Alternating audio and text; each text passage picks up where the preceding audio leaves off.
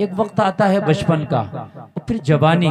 जवानी आ गई तो आप कितना भी पैसा खर्च कर दो, बचपन नहीं आ सकता। और जब जवानी के बाद बुढ़ापा आ गया तो पूरी दुनिया की दौलत लौटा दो, लेकिन फिर जवानी नहीं आ सकती। इसलिए कि अल्लाह ने जो ये तीनों मौसम रखे थे ना, ये तेरे तीनों मौसम, जब एक मौसम गुजरेगा तो दूसरा मौसम नहीं आएगा, और दूसरा मौसम गुजर गया ना तो फिर खुदा की कसम वो तीसरे मौसम में तू आ जाएगा तो ये नहीं आएगा। कान खोल करके सुन लो जलसे में आने वालों, ये तुम्हारे मौसम है जो अल्लाह ने तुम्हें दिए हैं। अगर जवानी का मौसम चल रहा है ना तो ये जवानी का मौसम लहवो लैब के लिए नहीं है, ये हराम कारी के लिए नहीं है, ये गुनाहों के लिए नहीं है। एक बार तो अपने दिल से पूछो कि या अल्लाह तूने मुझे सब कुछ दिया है, तूने दो आंख दी हैं, तूने मुझे दो कान दिया है, ए रब्बे कदीर तूने मुझे एक जबान दी है, आखिरकार ये सब दिए क्यों हैं, इनकी वजह क्या है? ये जलसे में आने वालों मुझे बताओ कि चौराहों पर खड़े होकर गपशप करने के लिए अल्लाह ने तुम्हें जबान दी है तो कान खोल करके सुनो। तुम्हारी गपशप की किसी को जरूरत नहीं थी, तुम्हारी गपशप से किसी को फायदा नहीं, न तुझे फायदा, न तेरे घर वालों को फायदा, न तेरे बीवी बच्चों को फायदा। जो जमाने में गपशप करके चले गए, कभी उनके बच्चे और उनके पोते और उनके बेटे फख्र नहीं करते कि मेरा दादा बड़ा गपशप किया करता था, मेरा दादा जो था बहुत बोला करता था, वो कभी फख्र नहीं करेंगे। जलसे में आने वालों अल्लाह ने तुझे दो कान दिए हैं, कभी सोचा एक बार ठंडे दिमाग से, ठंडे दिल से अपने सीने पे हाथ रखे, या अल्लाह तूने ये दो कान क्यों दिए हैं? इसलिए नहीं दिए हैं कि हराम काम इनसे सुनो, हराम बातें सुनो, फिल्म का गाना सुनो, लोगों की चुगलियां सुनो, लोगों की झूठी किस्से सुनो, लोगों की झूठी बातें सुनो, लोगों की बुरी बातें सुनो। इसलिए अल्लाह ने कान हरगिज नहीं दिए थे। खुदा की कसम इन कानों को अगर तूने सही तरीके से इस्तेमाल नहीं किया, मैदान महशर होगा, नफसी नफसी का आलम होगा। कान खोल करके सुन, भेजा हांडी के मानिंद खोल रहा होगा। कान खोल करके सुन, तेरे पसीने में तू खोते खा रहा होगा, तेरा कान तेरे खिलाफ गवाही दे रहा होगा।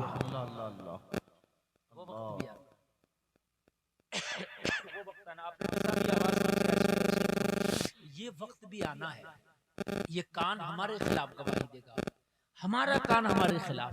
और क्या गवाही देगा? किसी को गवाही देने की जरूरत नहीं है। अल्लाह ये गाने सुनता था, या अल्लाह ये गालियां सुनता था, या अल्लाह ये हराम बातें सुनता था, या अल्लाह ये गैर लड़कियों से फोन पर बात करता था। ये बात दूसरों को कहने की जरूरत नहीं है। ये कान मैदान महशर में खुद बोलेगा, खुद बोलेगा। नौजवानों बड़े मजे आते हैं ना, गैरों की बेटियों से फोनों पे लगे रहते हो पूरी पूरी रात, बहुत मजा आता है ना।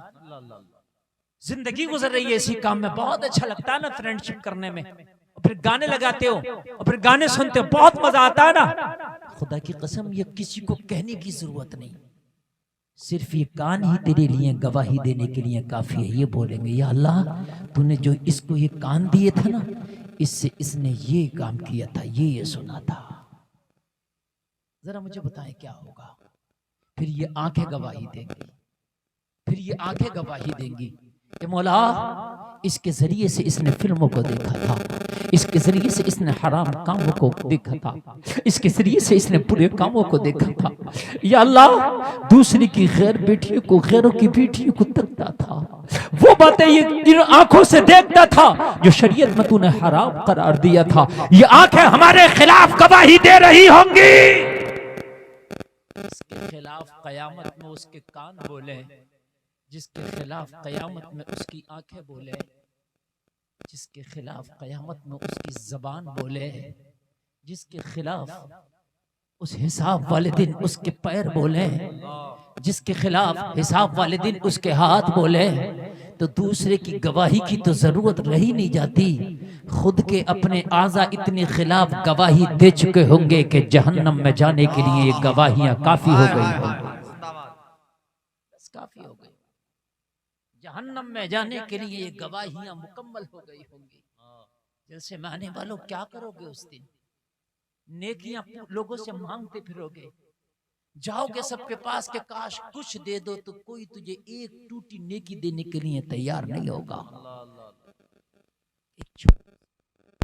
कहोगे यार तू तो रात रात भर मोहब्बत में मुझसे फोन पे बात करता था, मेरी फेसबुक का दोस्त था, मेरे इंस्टाग्राम का तू फ्रेंड था, यार तू ही दे दे।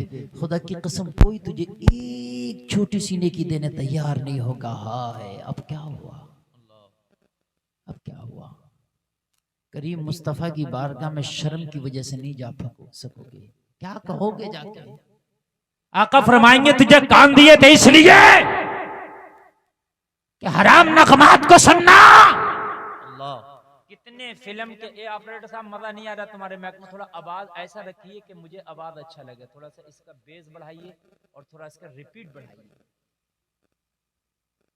कुछ गाने ऐसे हैं फिल्मों के कि उनके गाने और सुनने से ईमान चला जाता है। अल्लाह अल्लाह, ईमान गायब, खत्म, मर गए, उनका तीजा भी हो रहा, उनका 40वां भी, उनका 10वां भी, उनकी बरसी भी, लेकिन तुम सोच रहे वो मुसलमान था, लेकिन खुदा की कसम वो दुनिया से काफिर होके गया।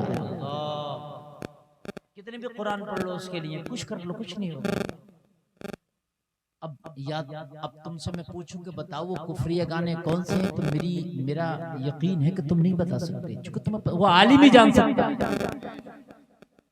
कुफरिया गानों को आलिम ही बता सकता है कि ये गाने कुफरिया हैं। तो या तो फिर आलिम से पूछ के गाने सुनते हो आप, क्या हजरत ये बताइए गाना सुन लें ये नहीं सुन, आपको तो पता नहीं कि कौन सा कुफरिया गाना है। तो अब आलिम से आप पूछते नहीं कि हजरत ये गाना सुन ले कि नहीं सुने। आज तक कोई एक आदमी आलिम से नहीं पूछा होगा, जो मर्जी में आया सुन रहे। तो जब सुन रहे हैं तो फिर तुम्हारा ईमान किसका रहा और किसका गया, ये तो बस अब अल्लाह ही जान सकता है। ये है हमारी मरने की तैयारी। अब मुझे बताएं कि हमने क्या तैयारी की है। कितनी फिल्मों के गाने में ऐसे बता दूंगा कि वो कुफरियां। नौजवान सुन रहे हैं, गा भी रहे हैं। अब मुझे बताइए ईमान का क्या हुआ, खत्म हो गया ईमान, क्या करोगे? कब्र में क्या करोगे? आप ये सोचते कि कब्र में मुस्तफा मुखड़ा दिखाएंगे, चेहरा दिखाएंगे, काम बन जाएगा? जलसे में आने वालों कितने बेवकूफ हो। अरे ईमान वाले को चेहरा दिखाएंगे तब ना काम बनेगा। बेईमान का कोई काम नहीं बनेगा। ये उलमा बैठे, इनसे पूछ लो, बेईमान के लिए कुछ नहीं है। मुस्तफा कब्र में मुखड़ा दिखाएं, ईमान वाला नहीं है, कोई फायदा नहीं। मुस्तफा मैदान महशर में शफाअत का दरवाजा खोलेंगे, बेईमान के लिए वो दरवाजा है ही नहीं। गुनाहगार के लिए हो सकता है लेकिन बेईमान के लिए नहीं। लेकिन ये कौम मानने को तैयार नहीं, उलमा बता बता के थक गए।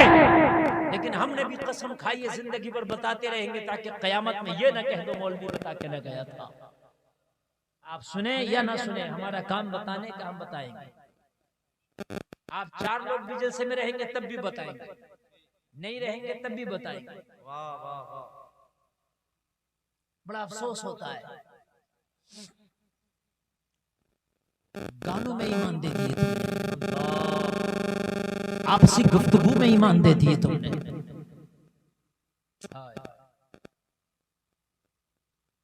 जुमले सुने आप।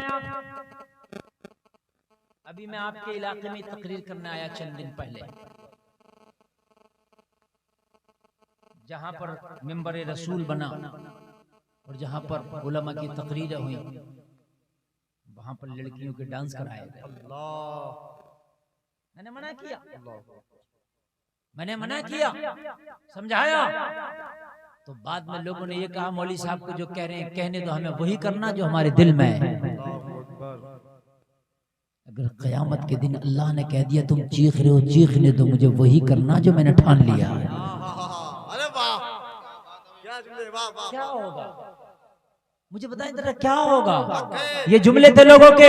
मैंने जब कहा कि उर्सों में तुम 5-5 लाख रुपया खर्च करते हो, किस लिए? कि आप डांस पार्टी ला रहे हो, लाखों लाखों रुपए की नचनियां ला रहे हो, लाखों लाखों रुपए उर्सों में नचाने के ऊपर आप ऐसे ही लुटा रहे हो। क्या कौम का पैसा इसलिए तुमने चंदे में इकट्ठा किया था कि नाचने वालियों को लाया जाए और एक अल्लाह वाले के मदार पे बुला करके उन्हें नचाया जाए, अल्लाह वाले के मदार को रुस्वा किया जाए, अल्लाह वाले के उर्स को रुस्वा किया जाए? मैंने कहा मैदान मैदान महशर में अल्लाह वाले ने गिरेबान पकड़ लिया तो जवाब क्या दोगे?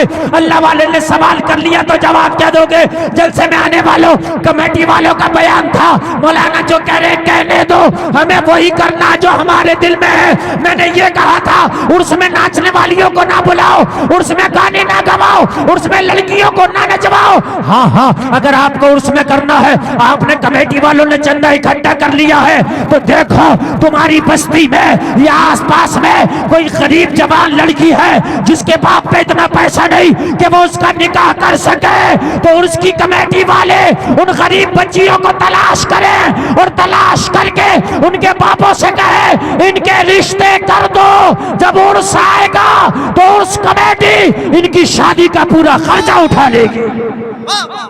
नारे तकबीर, नारे रिसालत, मसलके आला हजरत फैज़ाने ताजुल शरिया, हक़्क़े खिताबत, नारे तकबीर, नारे रिसालत। मैंने कहा तुम्हारे उर्सों में जो नाचने पे और मुकाबले कव्वाली में पैसा खर्च हो रहा है, अल्लाह की कसम अगर वो पैसा बच्चियों के निकाह पे खर्च हो जाता, तुम्हारे उर्स में 5 बच्चियां निकाह हो जाता, 5 बेटों की शादी हो जाती, खुदा की कसम तेरा उर्स यहाँ भी लाजवाब और मरने के बाद भी लाजवाब। ऐसा हो सकता है, ऐसा हो सकता है उर्स के मौके पर क्या 5 बच्चियों का निकाह नहीं हो सकता है? अगर कमेटी वाले कसम खा लें कि हमें कुल वाले दिन और कह दें उन लड़कियों के बेटियों के बाप से कि तुम तलाश कर लो अपनी बच्चियों के रिश्ते, और जिस दिन हमारा कुल होगा उस दिन बारात लाना, जो उर्स का लंगर होगा वो तेरे बारातियों का खाना होगा। जो उर्स का लंगर होगा वो तेरे बारातियों का खाना होगा, और तेरी बेटी का डोला उर्स कमेटी के खर्चे पर उठेगा। जिंदाबाद, क्या पैगाम है। खुदा की कसम उन बेटियों से जो नस्लें पैदा होंगी, अल्लाह की कसम सुन्नी सही अकीदा पैदा होगा। इसलिए कि वो देवबंदी वो नस्लें बन नहीं सकती, कभी बन गई तो यही उलामा कह देंगे, यही जलसा वाले कह देंगे तू देवबंदी तो बना, मगर तुझे पता है तेरी माँ का निकाह फला बुजुर्ग के सदक़े में हुआ था। देवबंदी बना, मालूम है तेरे बाप के बारातियों ने फला बुजुर्गों का लंगर खाया था, और खुदा की कसम उस लंगर की बरकत होगी कि वो नस्लें देवबंदी नहीं बनेंगी।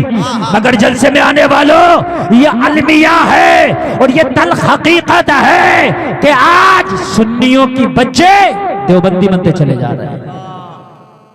और एक तल्ख हकीकत और है, वो ये है कि हिंदुस्तान में अक्सर जो बड़ी बड़ी खानकाहें, बड़े बड़े बुजुर्गों के मज़ारात हैं, वो देवबंदियों के हाथों में चले गए। अगर आपको यकीन ना हो तो आप जाकर के जाओ जायजा लो। निजामुद्दीन औलिया महबूब इलाही देखें आप जाकर। क्यों? तुमने तो डांस पार्टी की ना उर्सों में, तुमने तो नचनियों को नचाया ना, तुमने उर्सों से काम कहाँ किया? तुम्हें काम करना कब है? तो आज उन बुजुर्गों के मज़ारों पे देखो, देवबंदियों के हाथों में सारा मामला। और भी आप चले जाएं, बड़ी बड़ी निजामुद्दीन महबूब इलाही कितनी बड़ी बात है, क्योंकि तुमने तो उर्सों में लोगों को नाच दिखाया ना, तो लोगों ने कहा ये सुन्नियत है, तो तौबा ऐसी सुन्नियत। अल्लाह अल्लाह, अगर ये सुन्नियत है तो तौबा ऐसी सुन्नियत से। उन्हें क्या पता था कि मौलवी फेफड़े फाड़ के चला गया, ये सुन्नियत नहीं है। मौलवी अपना गुर्दा चीर के चला गया, ये सुन्नियत नहीं है। उसे क्या पता? वो तो जब तेरे उर्स में देखेगा काला काम तो वो समझेगा शायद यही सुन्नियत हो।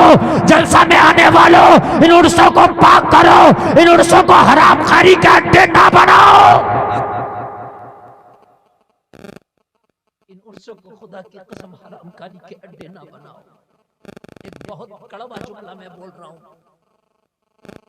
हकीकत है। कितने उर्स ऐसे हैं जो लड़का लड़की के मिलन कभी नहीं हो पाते, वो उर्सों के मौके से होते हैं। ये कड़वा जुमला है। अगर किसी को इस बात पे यकीन ना आए ना, तो 10 उर्स मैं तुझको दिखाऊंगा कि जिसके अंदर लड़का लड़की के मिलन होते हैं, वो 10 उर्स मैं दिखाऊंगा। फिर ये बताओ इन उर्सों का क्या फायदा अगर हम उर्सों से अपनी कौम को पैगाम ना दे सके। मुझे बताएं, अगर उर्सों से हम कौम को पैगाम ना दे सके, बेटियों को इज्जत ना दे सके, बेटियों को पर्दा ना दे सके, तो इन उर्सों का क्या फायदा। जलसे में आने वालों, आज कान खोल करके सुन लो, तुम्हें दीन सीखने की बहुत ज्यादा जरूरत है। और दीन तुम्हें ये उलमा की तकरीरों में मिलेगा, तुम्हें इन मदरसों में मिलेगा, इन मौलानाओं के पास मिलेगा, लेकिन हम जाते नहीं। मौलवियों से तो हम बहुत दूर होते चले जा रहे हैं, मौलवियों के करीब जाने की हम कोशिश कर ही नहीं रहे, ताकि थोड़ा सा भी दीन सीख लें। सीखने की जरूरत ही नहीं। हमारी पूरी की पूरी कौम कहाँ जा रहे हैं भैया, कहाँ जा रहे हैं यार।